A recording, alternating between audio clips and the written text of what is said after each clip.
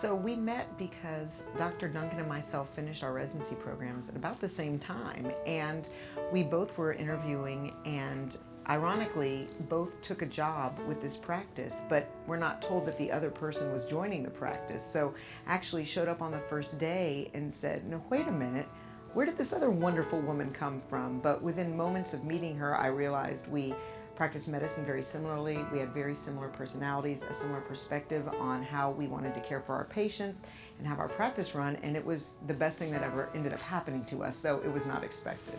That's my version. Sherry and I met briefly before we had finished our residencies. She was in Louisiana and I was in Houston.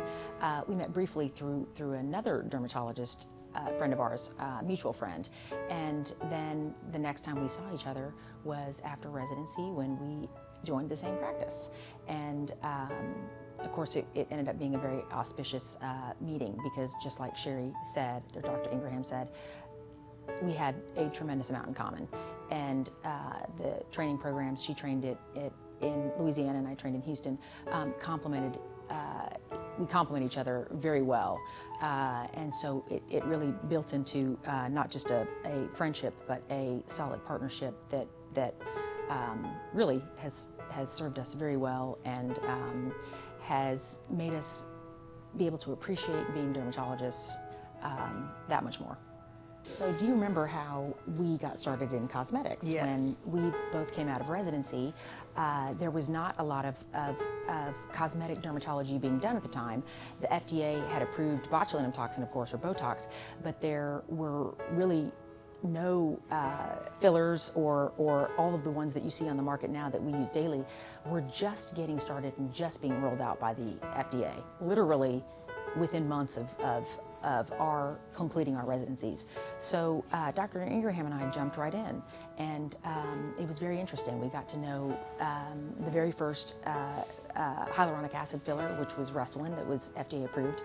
We started using immediately on each other, started doing as much training as we could, really got to know the reps from those companies on the ground level, and became very enthusiastic about it as a complement to our medical dermatology, and it's built itself from there.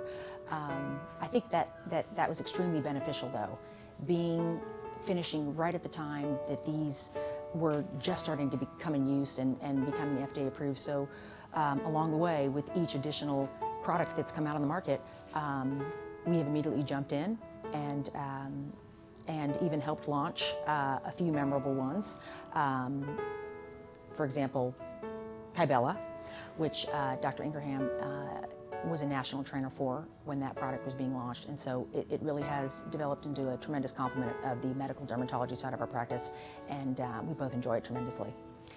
You know, over the years, we've been fortunate because of the size of our practice, the volume of patients we see in our multiple offices, that we are often at the forefront of new products coming out. And Right. So anytime there's a new product developed, we are actually brought that product first and asked to play with it, if you will, and work with it and see what we think. So Dr. Duncan and I have had an amazing opportunity to use these products before other physicians get them, really be a part of the launch of some of these products.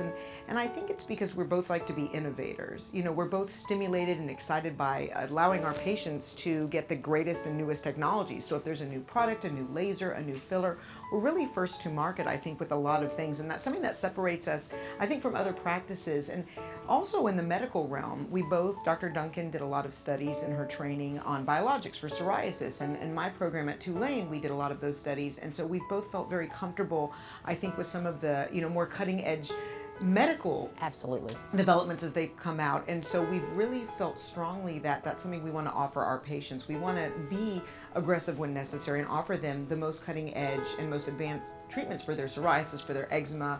As soon as there's a new biologic on the market, I know Dr. Duncan's one of the first to write that for her patients. And so we both feel it's important to stay up to date, to read our journals, to go to meetings, and really offer our patients the full armamentarium of what's there, not only nationally, but internationally in the derm community.